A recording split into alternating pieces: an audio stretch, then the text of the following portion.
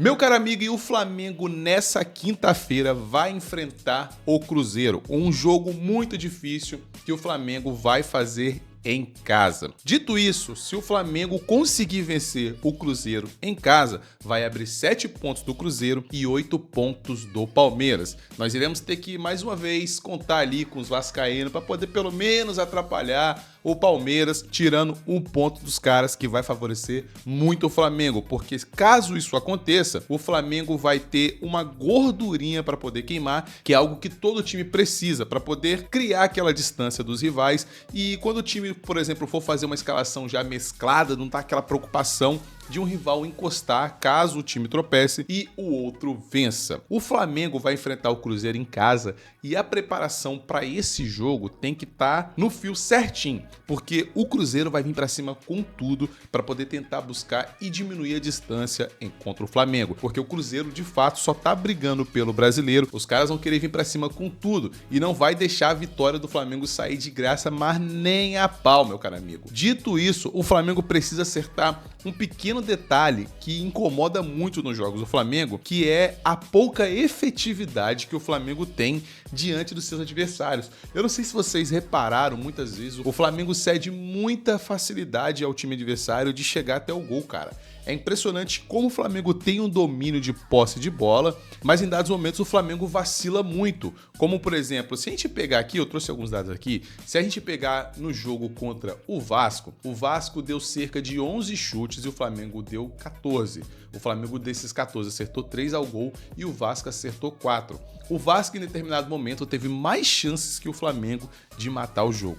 Imagina se o Flamengo perde pro Vasco ali, meu amigo, aí seria um climazinho um pouco ruim, um pouco hostil. Mas o Flamengo em dados momentos, mesmo tendo mais posse de bola, cede muita oportunidade pro time adversário. E isso faz com que o adversário muitas vezes cresça dentro de campo, fazendo com que o Flamengo fique um pouco acuado, mesmo tendo, parece, o domínio do jogo. Então a gente tem uma falsa sensação que o Flamengo tá sempre dominando o jogo e que nunca vai acontecer de o time, por exemplo, ter algum vacilo, sendo que muitas vezes que a gente toma o gol, é meio aquela cara de espanto.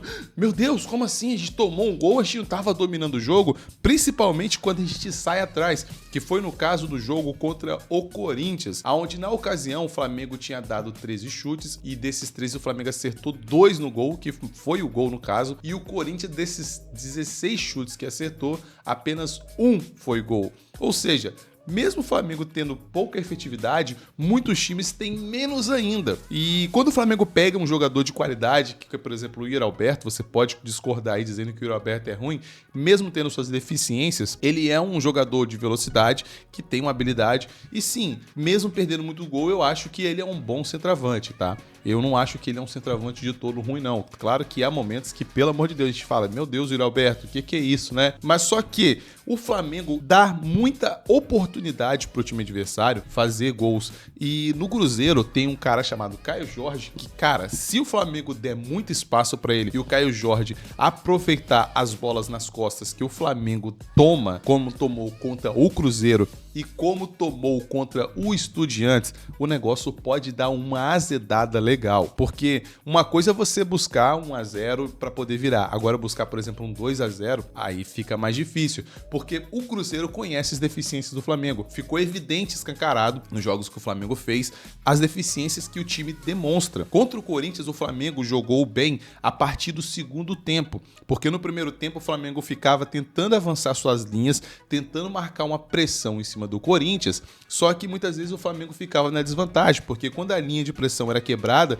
o time tentava avançar, só que quando chegava para poder apertar a marcação do Corinthians, o Corinthians já tinha se livrado da bola, conseguia construir uma jogada e o Flamengo ficava meio perdido ali no meio campo. E aí o Flamengo não sabia o que fazer. Contra o Cruzeiro, o Flamengo precisa acertar sua marcação, encaixar a marcação de uma forma que o Cruzeiro não tenha tanta liberdade com o Caio Jorge, porque o Cruzeiro também, igual ao Flamengo, consegue construir jogadas lá de trás, porque tem bons zagueiros que vêm fazendo, puxando a marcação, como por exemplo o Fabrício Bruno, que é um baita zagueiro.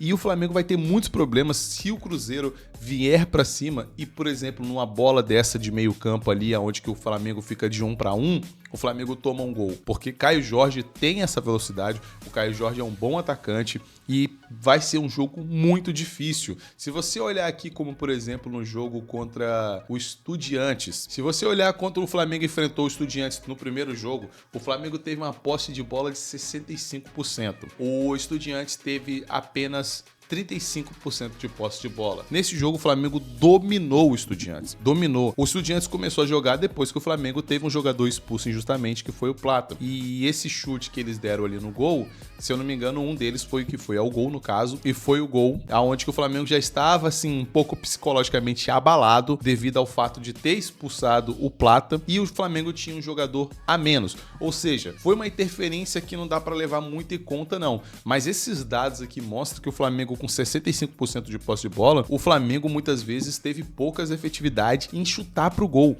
E isso me incomoda muito. O Flamengo não chuta de fora da pequena área. O Flamengo mal chuta da grande área, cara. O Flamengo não chuta de fora da área. O jogador que fazia chute de fora da área ou ali perto da intermediária da grande área era o Gerson. Mas o time do Flamengo, por o resto, no caso, acho que com exceção do próprio Saul, que às vezes tenta dar um chutezinho, o Flamengo não chuta de fora da área. O Flamengo não arrisca. E isso me incomoda muito. Contra o time do Corinthians, o Flamengo teve muita oportunidade de chutar a gol e não chutava. Cara, o Lino carregava a bola, ameaçava chutar, ameaçava. Eu fiquei igual aquele episódio do Kiko. Chuta. E o Flamengo não chutava, cara. O Flamengo não chuta de fora da área. E muitas vezes o time tá espaçado, tá aberto e não dá pra você ficar tocando bola porque você tem um espaço ali e a marcação tá chegando já e a única oportunidade é você chutar pro gol e o Flamengo não chuta pro gol. O Flamengo fica tocando de lá pra cá, de lá pra cá, de lá pra cá. E isso é muito irritante. Então o Felipe Luiz poderia pelo menos ajeitar essa questão de o Flamengo chutar de fora da área, que o Flamengo vai ter uma arma a mais. E o Flamengo tem bons finalizadores de fora da área. Já vi Pedro fazer gol de fora da área, Samuel Lino tem um bom chute, os próprios volantes têm qualidade no chute, Carrascal. Então, assim, o Flamengo tem bons jogadores para poder chutar de fora da área. O Felipe Luiz precisa usar desse recurso que o Flamengo tem para poder conseguir ter uma arma a mais contra o Cruzeiro, porque toda estratégia é válida para você ganhar, né? Toda estratégia então é válida. E se o Flamengo conseguir acertar essa questão de chute e não tomar bola nas costas, conseguindo fazer uma pressão em cima, o Flamengo vai dar muito trabalho pro Cruzeiro e pode sair vencedor dessa partida, não com facilidade, porque o time do Cruzeiro é um time também muito eficiente, mas o Flamengo pode sim abrir uma vantagem de 7 pontos contra o segundo colocado. O Flamengo acertando esses pequenos detalhes na marcação, o Flamengo vai muito bem. Esse vai ser o provável time que vai enfrentar o Cruzeiro, né? Eu não sei se vai ser o Carrascal aqui. É bem provável que volte na formação aonde que o Arrascaeta fique pelo meio mesmo e o Plata pela ponta. O Carrascal vai ser só uma opção no caso o Flamengo queira fazer algumas modificações ao decorrer do jogo. Mas acredito que esse vai ser o time que vai enfrentar o Cruzeiro e é um time de muita qualidade, é um time de muita velocidade. Esses são os 11 iniciais do Felipe Luiz.